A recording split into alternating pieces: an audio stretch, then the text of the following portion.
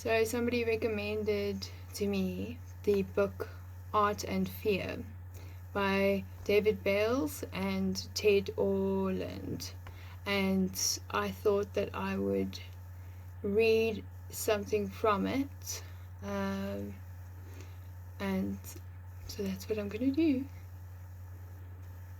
Those who would make art might well begin by reflecting on the fate of those who preceded them. Most who began quit. It's a genuine tragedy. Worse yet, it's an unnecessary tragedy. After all, artists who continue and artists who quit share an immense field of common emotional ground. Viewed from the outside, in fact, they're indistinguishable. We're all subject to a familiar and universal progression of human troubles. Troubles we routinely survive, but which are, oddly enough, routinely fatal to the art-making process. To survive as an artist requires confronting these troubles. Basically, those who continue to make art are those who have learned how to continue, or more precisely, have learned how not to quit. I think that perhaps I'll read a little bit more. But curiously, while artists always have a myriad of reasons to quit, they consistently wait for a handful of specific moments to quit. Artists quit when they convince themselves that their next effort is already doomed to fail. And artists quit when they lose the destination for their work, for the place their work belongs. Virtually all artists encounter such moments. Fear that your next work will fail is a normal, recurring, and generally healthy part of the art-making cycle.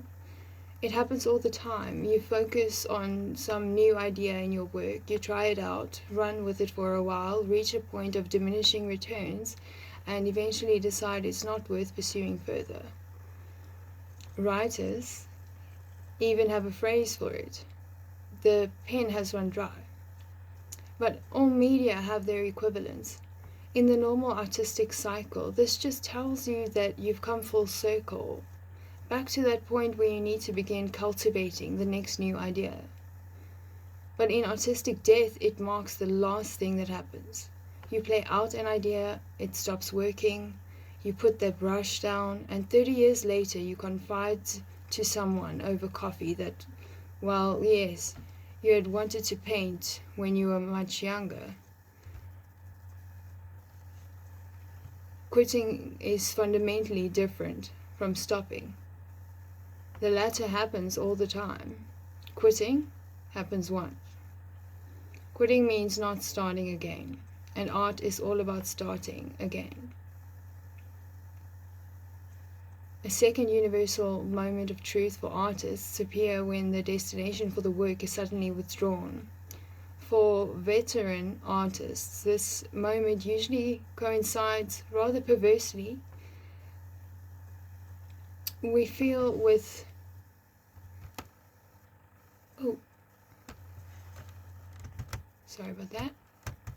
We feel with reaching that destination. The authors recall a mutual friend whose single-minded quest for 20 years was to land a one-man show at his city's major art museum. He finally got it, and never produced a serious piece of art again.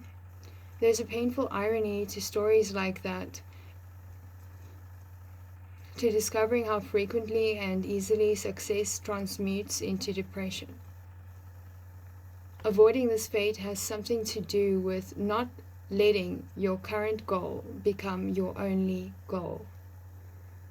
With individual artworks, it means leaving some loose thread, some unresolved issue to carry forward and explore in the next piece.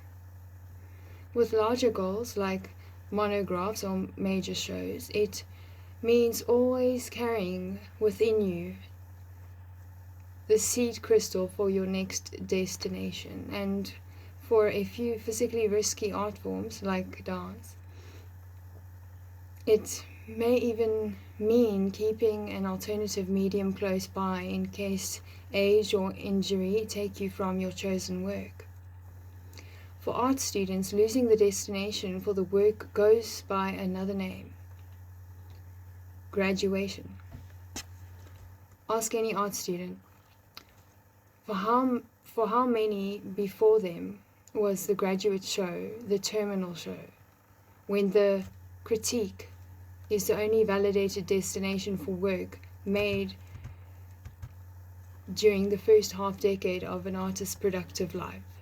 Small wonder that attrition rates spiral when that path stops. If 98% of our medical students were no longer practicing medicine 5 years after graduation, there would be a Senate investigation. Yet that proportion of art majors are routinely consigned to an early professional death. Not many people continue making art when abruptly their work is no longer seen, no longer exhibited, no longer commented upon, and no longer encouraged. Could you? Surprisingly, the dropout rate during school is not that high. The real killer is the lack of any continuing support system afterwards. Perhaps then, if the outside world shows a little interest in providing that support, it remains for artists themselves to do so. Viewed that way, a strategy suggests itself. And it says here, in a little block, it says operating manual for not quitting. And it's got an A and a B in it. So section A, make friends with others who make art and share your in-progress work with each other frequently.